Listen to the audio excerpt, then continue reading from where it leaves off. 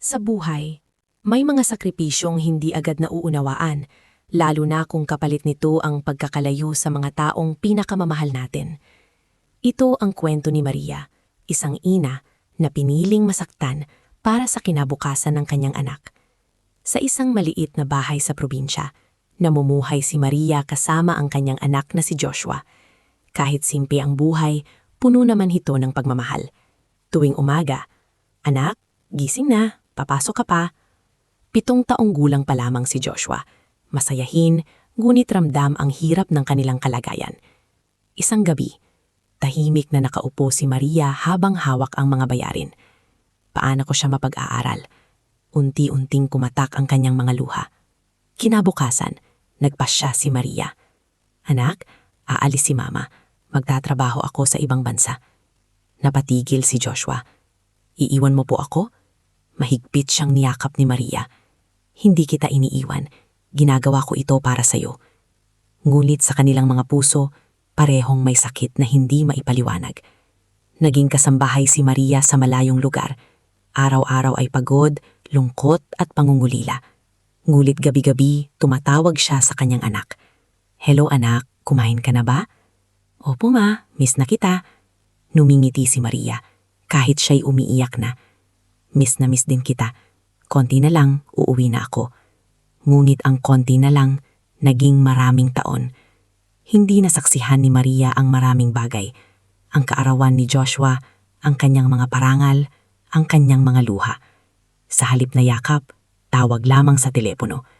Isang araw, hindi sumagot si Joshua. Kinabahan si Maria. "Anak, bakit hindi ka sumasagot?"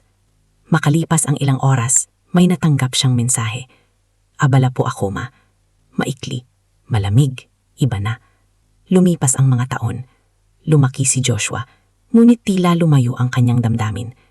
Naging maikli ang usapan, naging bihira ang mensahe, hanggang sa isang araw.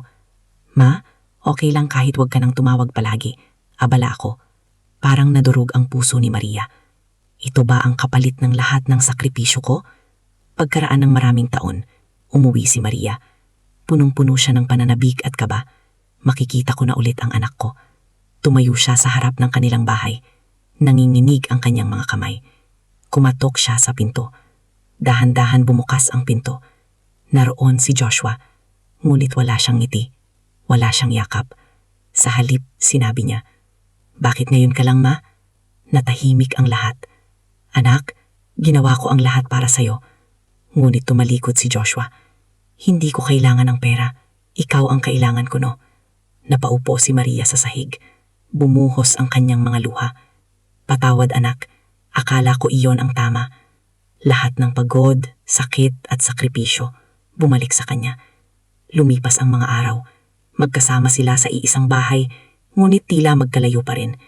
Isang gabi, nakita ni Joshua ang kanyang ina na natutulog habang hawak ang mga lumang larawan. Dahan-dahan niya itong kinuha.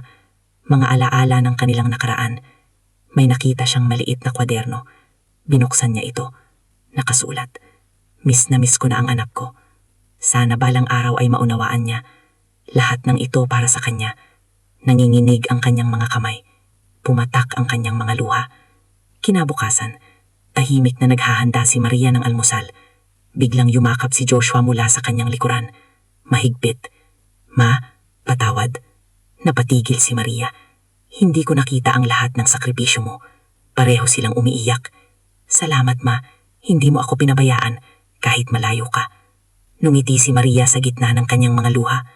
"Anak, ikaw ang dahilan kung bakit ako lumaban." Minsan, hindi natin agad nauunawaan ang pagmamahal ng magulang. Ngunit sa bawat sakripisyo nila, pangalan natin ang dahilan.